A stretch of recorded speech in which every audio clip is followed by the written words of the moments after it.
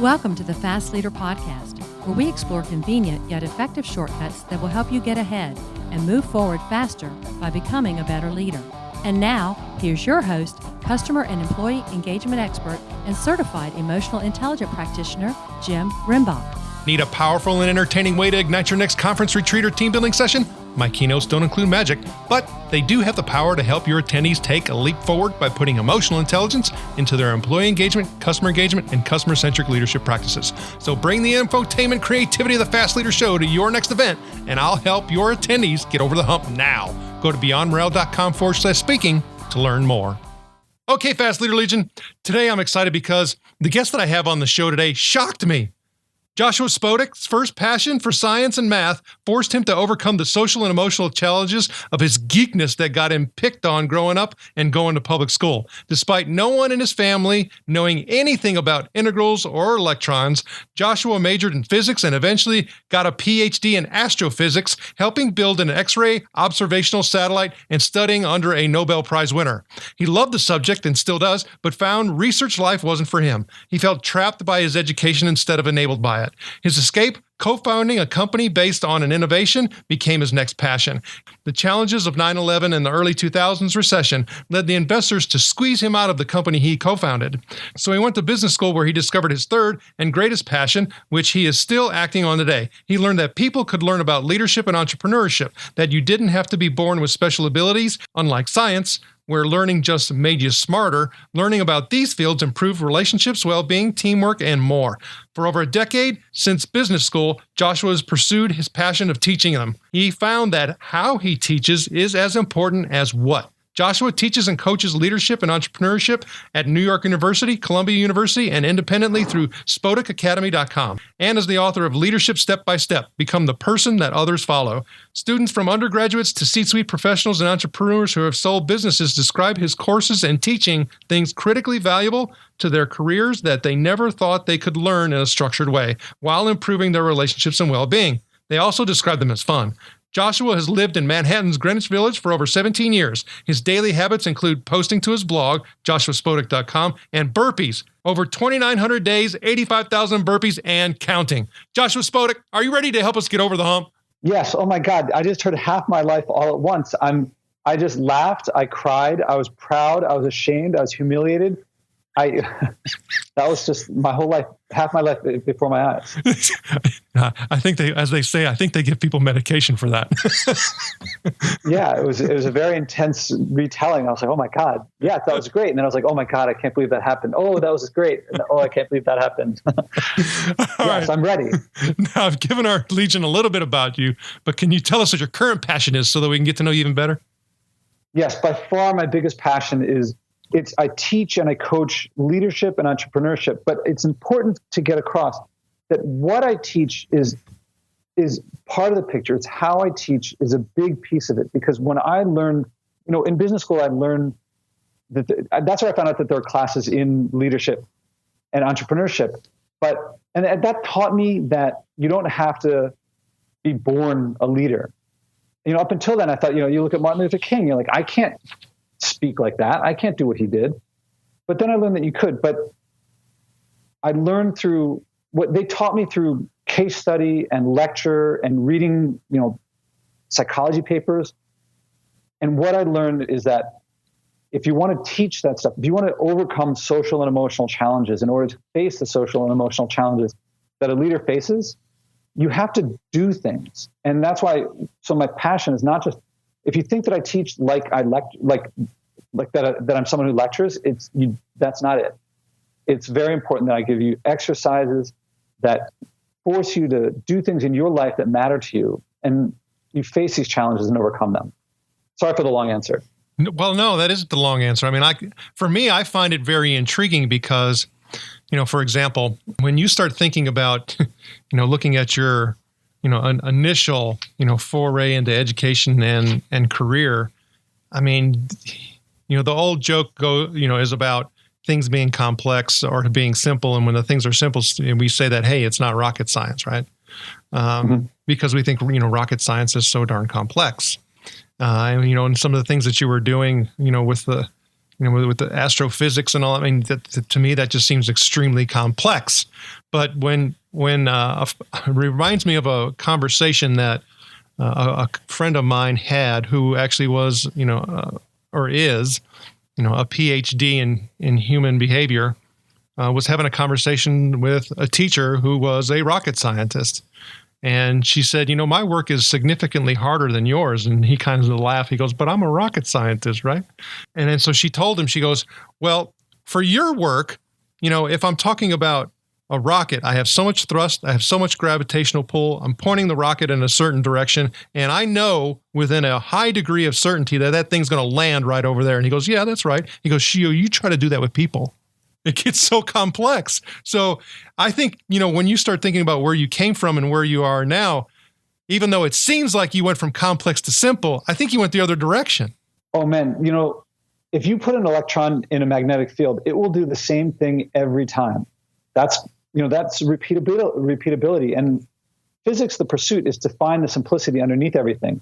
People, on the other hand, people do not do the same thing every time. It's different every time. Yeah, I mean, it's a totally different direction. And that was a big thing that hampered me at the beginning. In fact, one of my big challenges when I started in the business world, when I left and started my first company, I was CEO, so I was running the company, but I was still looking. I didn't think of it this way then, but looking back, I looked at people like they were physical objects, like they were tools. And I would say, do this. And I didn't understand why they wouldn't want to do it. And it really held me back, because leadership to me is about connecting with people on an emotional level and being able to motivate them through their emotions. And if you just think of emotions as like some weird thing, which is how I looked at it, they were too complex for me. I didn't get it. So that was, I agree that there's a lot more simplicity in physics and math. People from the outside don't see it that way, but from the inside, I agree.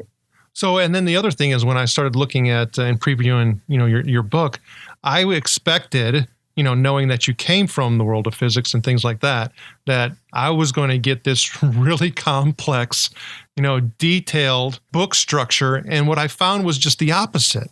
I mean, your book is broken down into 4 units, and the units are understanding yourself, leading yourself, understanding others, and then leading others. I'm like, boom, mic drop. I mean, that's, if you can do those things, you're good to go. Yeah. I mean, look, I got the PhD. That was a long time ago. That was in the year 2000. So almost 2 decades ago. And in the meantime, I realized that what was holding me back was holding a lot of people back. And the same process of what's going on here, how can I understand it? How can I communicate it to others? I applied that to leadership. And when I say leadership, a lot of people think, I don't know, a guy in a suit, or, they have these images, and also when people think entrepreneurship, they think Shark Tank. And my courses are anything but that. It's really what leadership is about for me is not telling people what to do, nor is it, I want to really distinguish between having authority and leading people. A big piece of what brought my stuff out was that I had a lot of clients that would come to me, and a lot of them would complain about their bosses. I'm sure people listening to this have had problems that their boss is really difficult to deal with. And a lot of their visions of leadership, their beliefs or their mental models about leadership were that I can tell, if I have authority over someone, I can tell them what to do. And if I don't, I accept what they tell me. And if I have a boss that I don't like, I just have to take it. Well, getting to enable my clients to lead their bosses, I had to find tools that would work for them. And, this is for me as well. And what you have access to is you have access to people's emotions. And I don't care if you're trying to motivate someone who's above you in a hierarchy, below you in a hierarchy, parallel, or outside the hierarchy, if it's a client or someone you're trying to work with, or if it's a husband or a wife or a kid.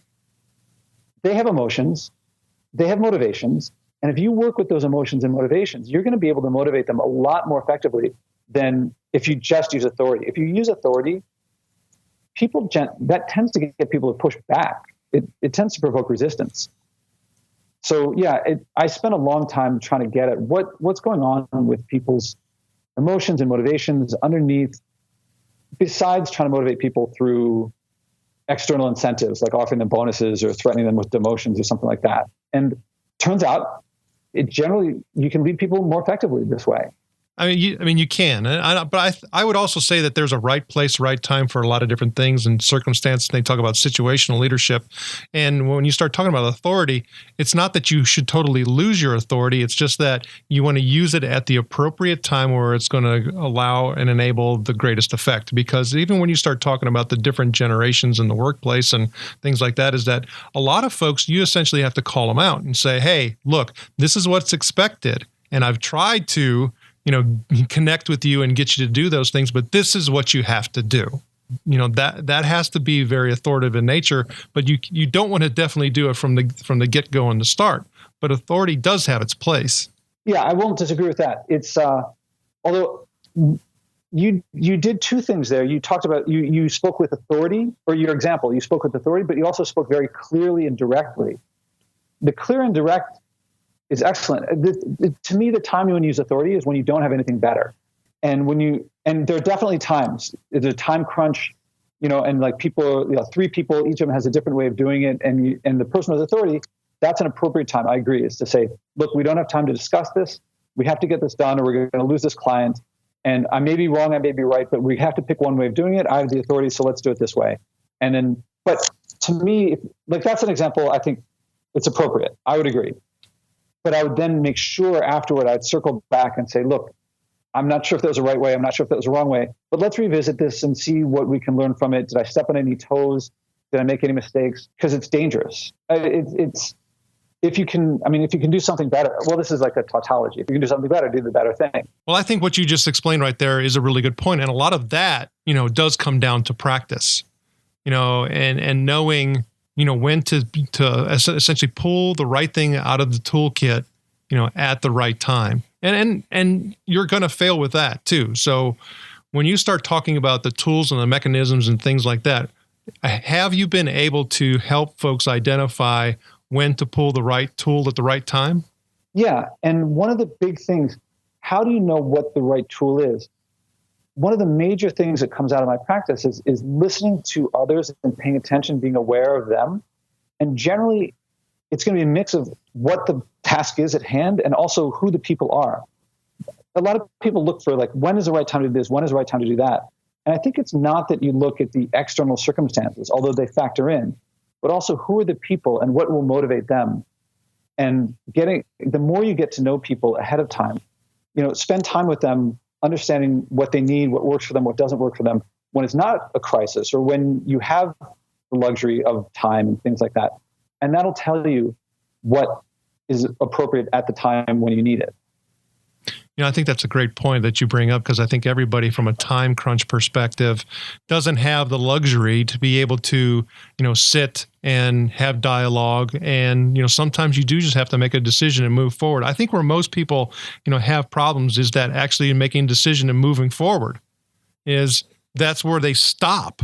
And so how do people get past the fear and past the roadblock so that they can actually execute more? Because when you start thinking about, innovation, creativity, when you start talking about, being able to accomplish something, you have to execute. And they talk about how that's one of the problems that we have in our world today, is that people, they may take the time to strategize. They may take the time to, plan and do all of that. But when it comes to the actual execution point, that tipping point, that's where they fall down. Well, there's a lot of things that factor in here. I think one of the things I made a little note here of when you're in a crisis situation, when things are difficult, my model there is the measure of a great quarterback. This is one leader. It's not the only place where people lead, but the measure of a great quarterback is not just how he runs plays. Does he run the play perfectly? It's what does he do when the play falls apart? That's when the really great quarterbacks shine. Or, anyone can pilot a boat when the weather is calm and the seas are calm and you got a light breeze. Is what do you do when the wind is going all over the place and the waves are really high and there's white water all over the place? And I think that the way to develop your skills for those areas is, the only way is through experience. Learning from a textbook, that'll get you started, but then you have to practice and practice and practice. And I think the more variety of situations you see with the more variety of people, that's how you develop these things. And my practice is it's difficult if you just throw someone to the wolves right off the bat and start them on these big, big challenges. The way to get to the really hard stuff is first you practice with the easy stuff. You run simple plays, or if you're learning to play an instrument, you play the simple. You start with scales, and you put them in front of a small group of people, and then you build and build and build more and more challenges. And so you talked about those 4 units in my book, and each of those units is broken down into several different exercises. And the first exercise in the book is like really easy. It's not that hard. Anyone can do it. It doesn't involve other people. The next one builds on that. It's a little bit more challenging. And after you do a bunch more, you're on to really advanced stuff that if you started there, it would be probably overwhelmingly difficult. But because the one before was just a little bit less challenging than that, this one's you can handle. And the same with in any leadership situation. What I didn't get in school was that kind of practice. They just said, here's what you do. Like, here are the principles, but not how to put them in practice.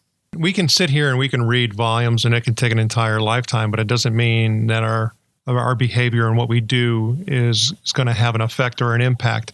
So, but when you start talking about leadership, then there's a whole lot of inspiration that is associated with it because it is so full of emotion. And on the show, we look at quotes to help us, really kind of focus and stir up and get those emotions going. Is there a quote or two that you can share that you like? Yeah, there's 2 quotes, and one of them is pretty long. And when I was looking it up on my computer, I have this file of quotes, and I make my file of quotes smaller and smaller because I like to get the better ones just keep floating to the top. And so I'm going to go with the one I wasn't originally going to go with. I just love this quote. It was a wanted ad, a help wanted ad for an expedition. I hope you've heard it, but it says, "Men wanted for hazardous journey, small wages, bitter cold, long months of complete darkness, constant danger, safe return doubtful, honor and recognition in case of success." Could you imagine seeing that in a newspaper want ad, like a classified ad? So yeah, that actually has to do with the pole expedition. Yeah. That particular ad, from what I understand, actually had thousands of responses. To me, it's it also reminds me of a movie that was a great movie with a movie with great lessons to learn about entrepreneurship was The Martian with Matt Damon a little while ago. One of the things I loved about that movie is that there were there were all these problems that he faced, and every single problem led to success. But then another problem came up. Success, then another problem came up. Success, then another problem came up, and you couldn't plan for the third problem when you're working on the first one. You just have to deal with what's there at the time. And I felt the movie was a really cool science fiction, but I think that lesson of you have to solve the problem ahead of you, and you have to solve it. And if you solve it, you can get to the next problem. And if you solve that one, you get to the next problem. But there's never you're never done. So then when you start talking about being able to take things, forward and take them to the next level, and be able to improve our, skills and abilities. We have humps that we have to get over, and there's learnings and a whole slew of wisdom. If we choose to actually, pay attention to it and leverage it, that will set us off in a better direction. Is there a hump where you had to get over that you can share that sets you in a better direction? Yeah, I haven't thought about this in a long time until now. My book is just coming out, so I'm thinking back of how the book began.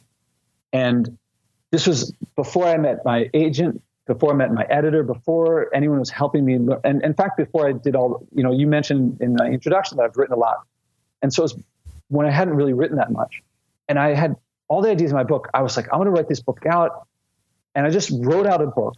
And I gave it to a couple of friends to read.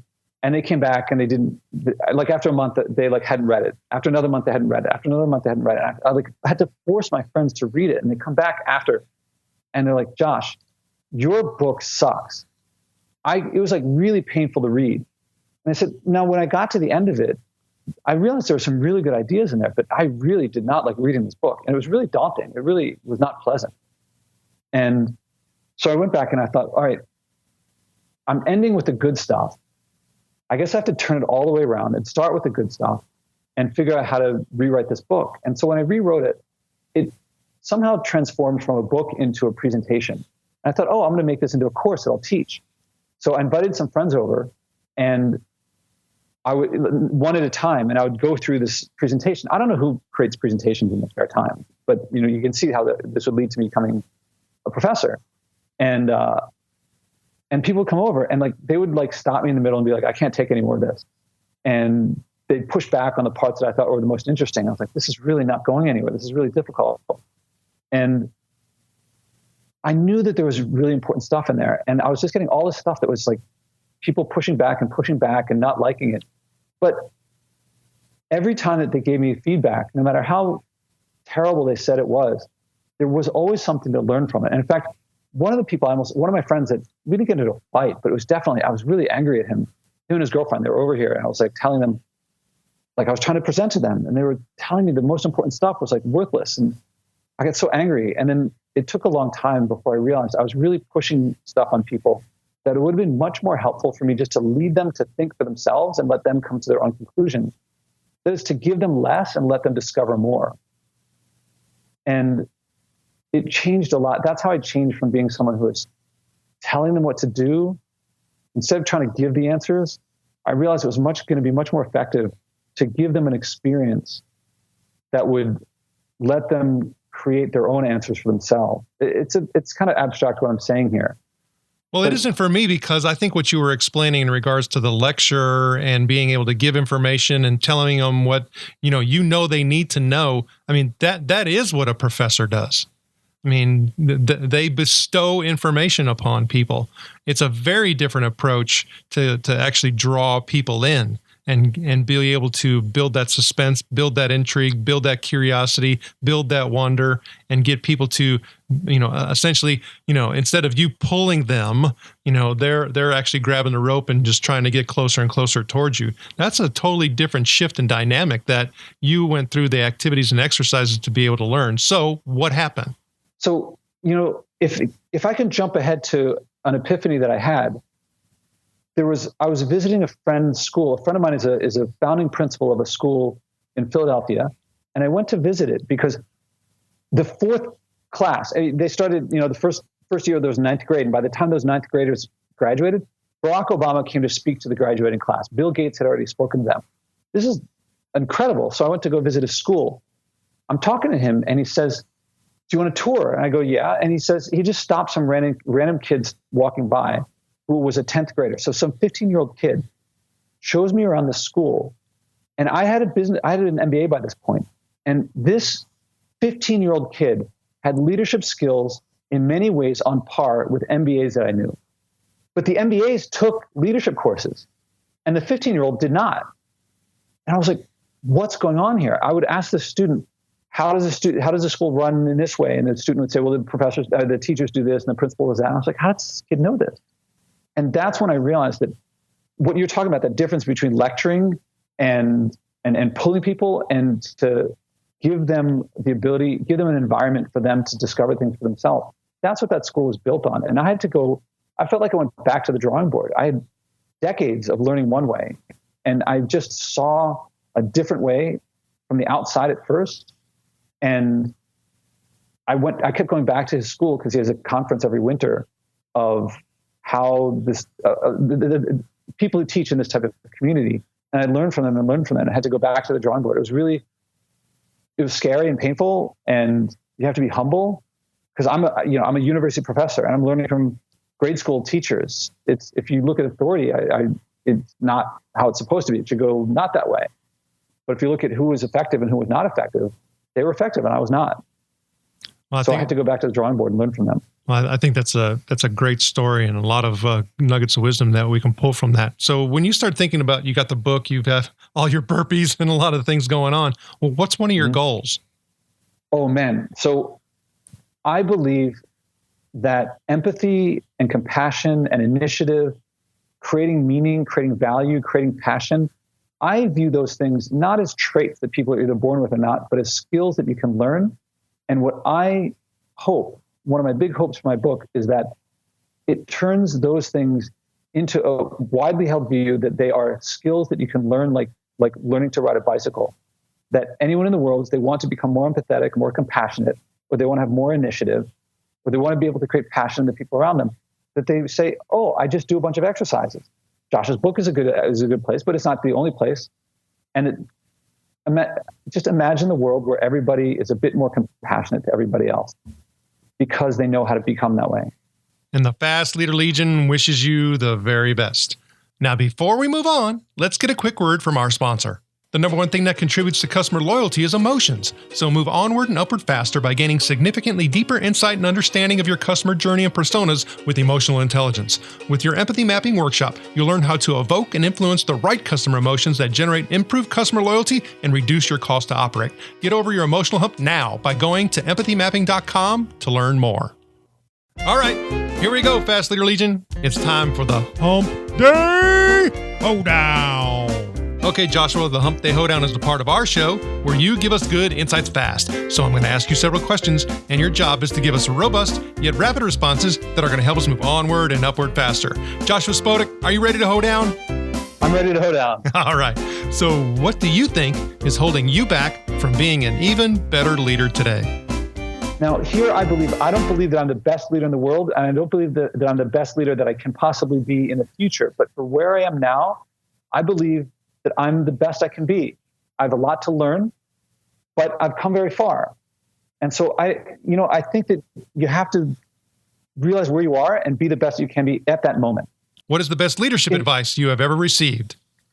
In the most difficult times, the professor of mine who became on the board, he just always said, it's all about the relationships. And every time I've just always learned that over and over again. It's the relationships that you have. They help you when you're in trouble. They help you when things are going well. Business is about relationships. What was one of your secrets that you believe contributes to your success? It's becoming less and less secret all the time, but the structure, the burpees, the writing every day, having habits that I do every day, creating that structure, and I don't fail with doing those, and that gives me discipline and diligence, and anybody can do it. Have daily exercises, have something that you do every day that's challenging, healthy, active. What do you feel is one of your best tools that helps you lead in business or life?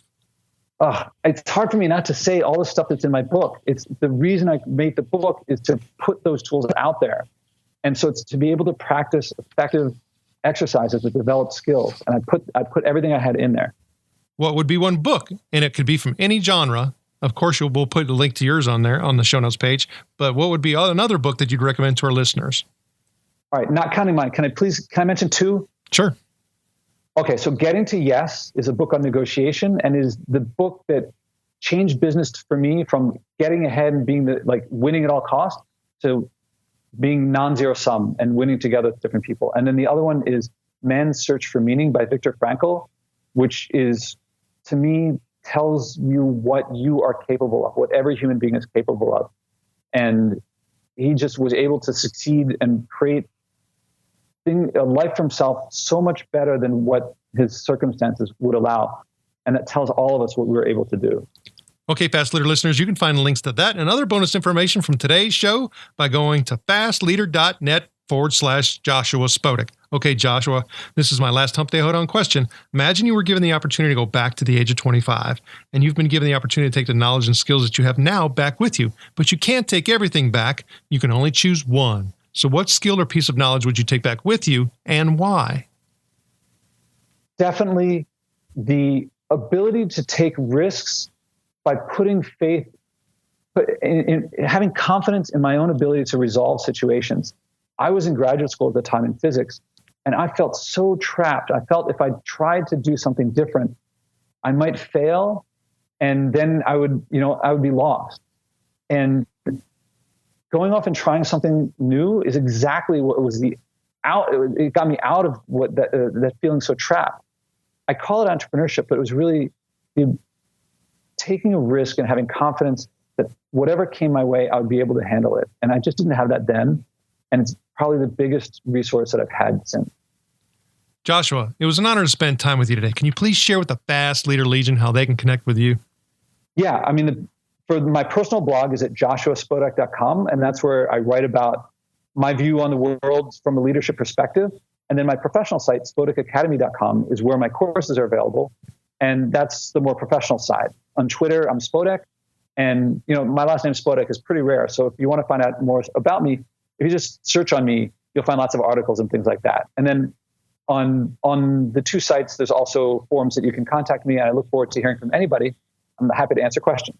Joshua Spodek, thank you for sharing your knowledge and wisdom. The Fast Leader Legion honors you and thanks you for helping us get over the hump. Thank you for joining me on the Fast Leader Show today. For recaps, links from every show, special offers, and access to download and subscribe, if you haven't already, head on over to fastleader.net so we can help you move onward and upward faster.